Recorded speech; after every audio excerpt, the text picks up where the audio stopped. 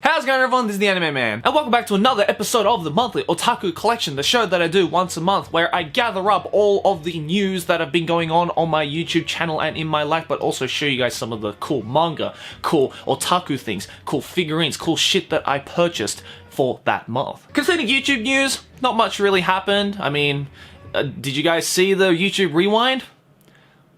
That sucked. But other than that, I was a little bit slow during November because I had a lot of people over. I mean, you guys probably saw the number of collabs that I have done in the past month or so. If you've missed out on any of them, then links to all of those in the description below. So definitely check it out because there's some dope-ass videos there. And by the time you're watching this, I'm most likely going to be back home in Australia visiting my family for Christmas. I figured, you know, I'd go back, see my family, experience some Australian summer life, some good Christmas beers by the pool. You know what I'm saying, Australians? Should be a lot of fun. I'll hopefully be able to get videos out for the rest of the year and onto next year, and I'm really excited for 2019. It's just around the corner. But without further ado, let me show you some of the weird, cool otaku and manga things that I will be recommending for this month. First and foremost, let's talk about the manga that I picked up, and I've picked up a lot of manga. As you can see, not only did I fill up this entire bookshelf here that you see a lot in all of my YouTube backgrounds, but I bought another fucking bookshelf over here. I've already started, as you can see, some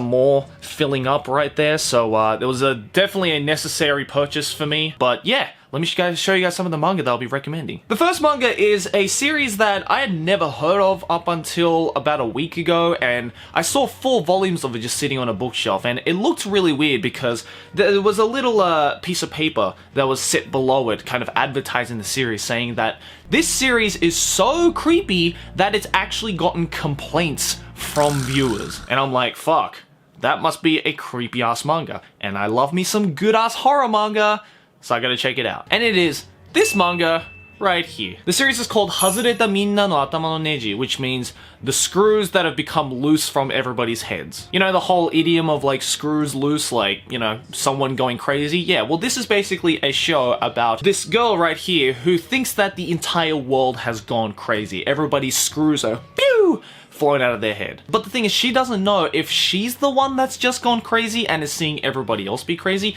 or if the entire world has gone crazy. And some of these, like, images are just fucking nightmare fuel. Like, what is that?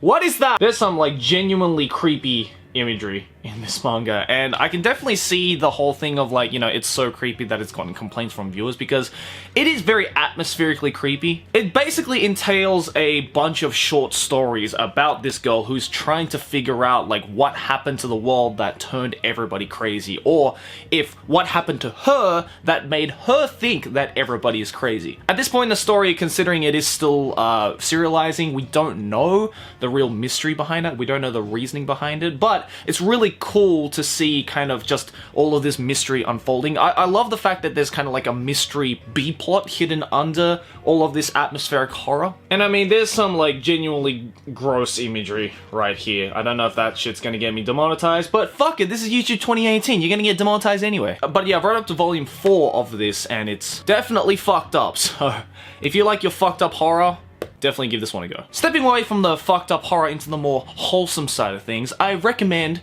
Hatsukoi Limited by Kawashita Mizuki. If you guys know Ichigo 100% or Strawberry 100%, this is done by the same author, Kawashita Mizuki. So this is from Shonen Jump, really short. I think it's only 4 volumes, and I have all 4 volumes on my shelf. And if you enjoyed your Ichigo 100%, then this is basically, you can think of this as kind of like a spin-off to Ichigo 100%, even though it doesn't have the same characters.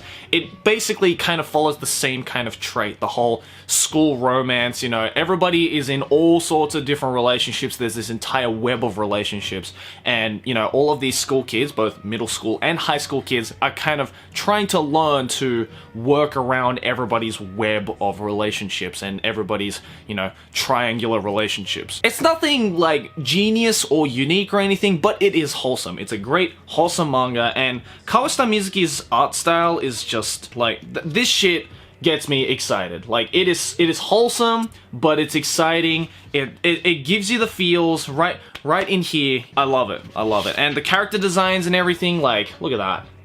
Fucking beautiful. But I mean, yeah, I absolutely loved Ichigo 100%. Even though I don't have the volumes of it here, I have read it in the past, and I definitely want to add it onto the shelves and everything. But yeah, definitely read Hatsuko Limited if you enjoyed your Kawashita Mizuki. The third manga I'd like to recommend is kind of leaning back into the horror side of things, or in this case like a zombie apocalypse horror. It's a brand new series that just started I think a few months ago, and it is this one right here, Zombie Bat. It's basically set in a post-apocalyptic world where there has been a zombie outbreak, and this girl right here is set in charge within the army that is helping to get rid of the zombies, or try and, you know, slow down the progression of the zombie apocalypse, and her only weapon is a singular baseball bat. Now, although that synopsis doesn't sound exciting in any way, or like, oh, this is new and cool and everything, the one thing that I absolutely love about Zombie Bat is the art style. There's this really sketchy feeling to the art style, like, sketchy as in, like, it looks like it's just been sketched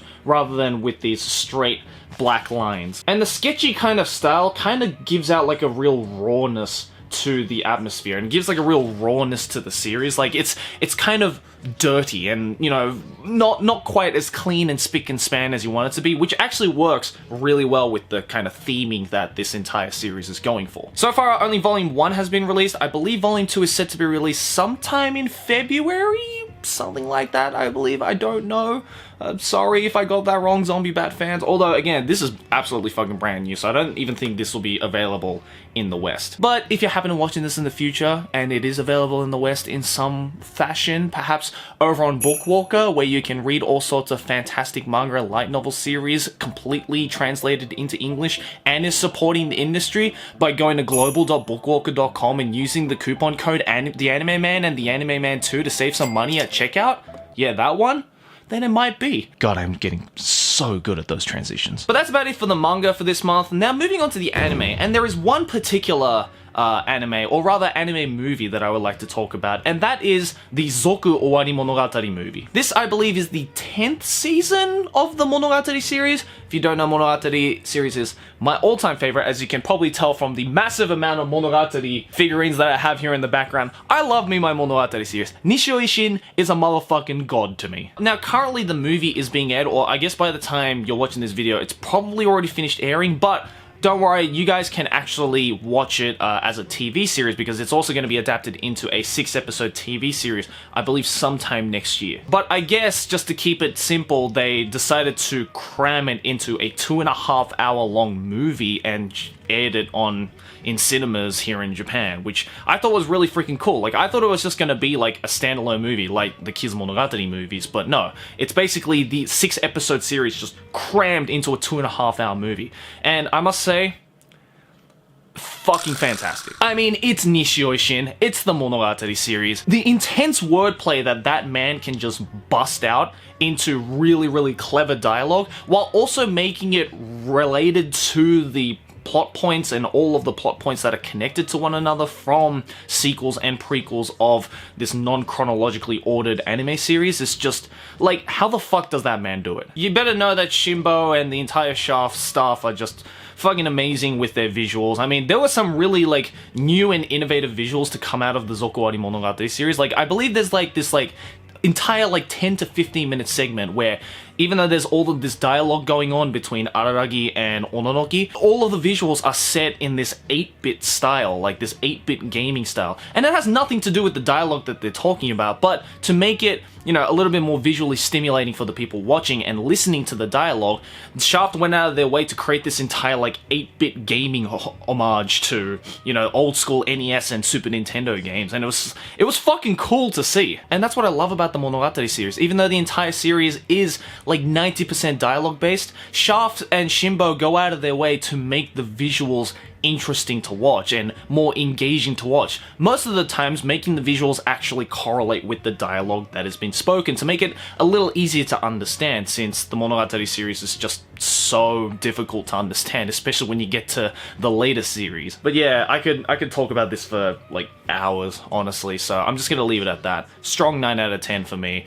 and I'm looking forward to the next season. Moving on to the merch and figurines now, and starting off with, you've been seeing it throughout this entire video, but it's my shirt that I'm wearing. Look at this shit. Look at this shit, boys. Do you see the Slam Dunk shit right here? Do you see the Slam Dunk shirt that I bought from the Shonen Jump store in Sendai? Anime shirts have never looked so fucking cool, because the moment I saw this, I got a boner. The fucking fantastic shirt, and I absolutely loved it. It's great. Read Slam Dunk, please, I beg of you. I bought 2 figurines as well this month, and this first one that I'd like to show you, absolutely brilliant. It's gonna add to this part of the shelf right here, so you know exactly what series it's part of. And of course, it is this one right here, the lovely Senjogara Hitagi from Nisei Monogatari. Look at that face. How can you not fall in love with that motherfucking face? I can't wait to put this on the shelf, so I'm gonna open this shit right now and show you guys what it looks like. Oh my god, this is... Oof! Have you ever seen something more beautiful than that? She's fucking spilling the wine, my boy. Look at that. And that fucking face. That smug ass face. Decent size too. It was a decent price. I want to put this on the shelf before I break this, okay? So let's do that. There she is.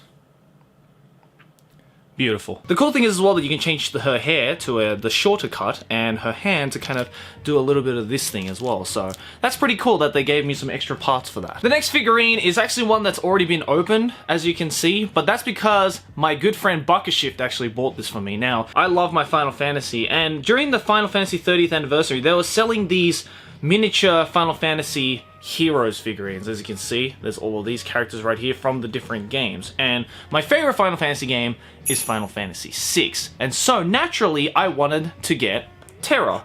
Or I guess in Japanese she's called Tina. But what I managed to do was, I kept buying these boxes, and these characters are randomized in the box. So you won't know who you get until you actually buy the box and open it.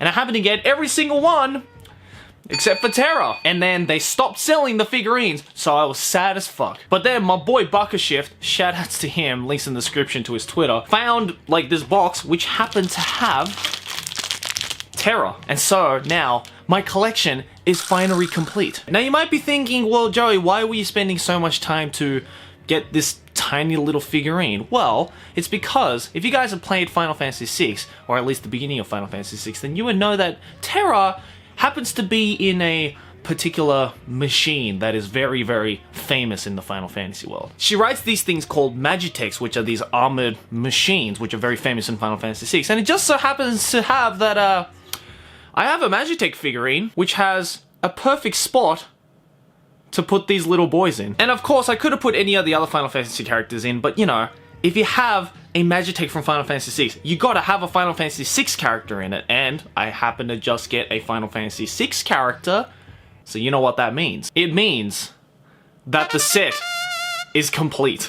Finally! It's everything that a Final Fantasy VI fan wants to see complete, and I'm so fucking happy that this is complete. So again, big thank you to my boy Bakashift. Finally, this Final Fantasy set is complete, and I can put it on the shelf and look at it with all of its glory. And the final figurine that I want to show you guys is this one right here. It is Kogami Akira from Lucky Star, or Lucky Channel. First and foremost, I've never seen this figurine in my entire lifetime. Like, I didn't even know they sold like full body Lucky Star figures. Like, I have a lot of Lucky Star like Nendoroids and stuff like that, but I don't have any like full-on Lucky Star figurines. So the moment I saw this, I was like, damn, I gotta get it. But then, what shocked me even more was the price of this thing. I hope you guys can see what I'm seeing. This is not Photoshop. Yes, that says 300 yen. I paid 300 yen for this thing. Yes, the box is a little bit beat up, as you can see, but it's a fucking full-figured Lucky Star figurine, which I have never seen before, and it's of Kogami Akira, which is a very minor character. I haven't opened this yet, so I don't know what the actual condition of this figurine is, but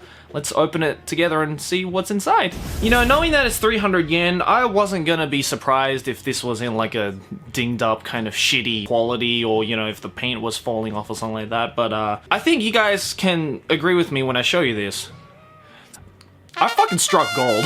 There is absolutely nothing wrong with this figurine. It's a perfect Kogami Akira figurine. They didn't fuck up the face. There's even a little Shiraishi Minoru thing at the bottom there, like 300 yen. Like, about $3 for this.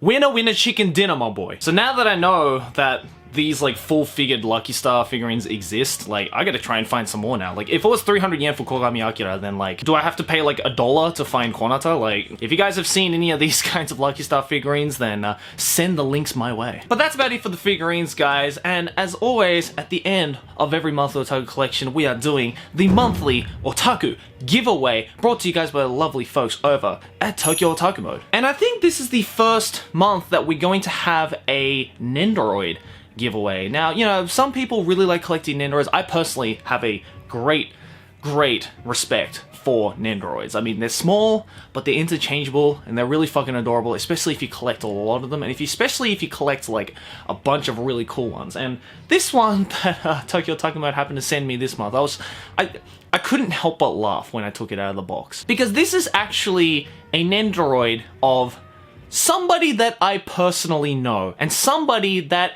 has actually been featured on this very channel. And I'm of course talking about my girl, Kizuna Ai. That's right, this month's monthly otaku collection giveaway is the official Kizuna Ai Nendoroid. Look at the faces that she can make. Look how fucking adorable this is. Look at that face. That's a meme. Fully customizable, and one of you lovely motherfuckers watching this video right now can go into the draw to win yourselves your very own Kizuna Ai Nendoroid. All you have to do is like the video, subscribe to the channel, and click that first link in the description below to go into the free draw to win yourself this lovely thing. I of course will be signing the box personally and congratulating you guys anywhere on the box. I mean, you have to grab it. Like, Kizuna Ai is just become such a meme, especially in the Western otaku community, and the fact that she got so famous to the point where she got her own fucking official Good Smile Company Nendoroid is like how? So again, if you'd like to go into the giveaway, make sure to click that first link in the description below. But that's about it, guys, for this month's monthly otaku collection. Thank you very much again for tuning in. I believe this will be the last monthly otaku collection for 2018. The next monthly otaku collection that you guys will see from me is in the new year of January 2019. Really scary to think that this year there's only like 3 weeks left, something ridiculous like that. Where did time fly? But regardless, I hope you guys have a lovely Christmas. If you don't celebrate Christmas, have a wonderful holiday. Have a wonderful day if you're working during the holiday season. And make sure to let me know in the comments below what kind of otaku, manga, figurine, merch stuff that you bought for this month. And there's also a fantastic place to share your merch and manga and that kind of stuff by joining the official Anime Man Discord group. Links to that as well in the description below if you haven't joined in yet. We have a tight-knit community right there. We just recently surpassed 10,000 members, which is mind-blowing. Thank you very much for that, guys. But yeah, there's a ton of cool rooms there. You can discuss all sorts of different manga and anime and otaku stuff over there. Meet some lovely people, talk with them, have fun. I'm also in there as well, interacting with you guys, so make sure to join it if you haven't yet. Anyways, guys, thanks for watching, and I'll see you in the next one. Like, favorite if you enjoy, subscribe for more anime banner. Keep watching anime. Ciao, ne!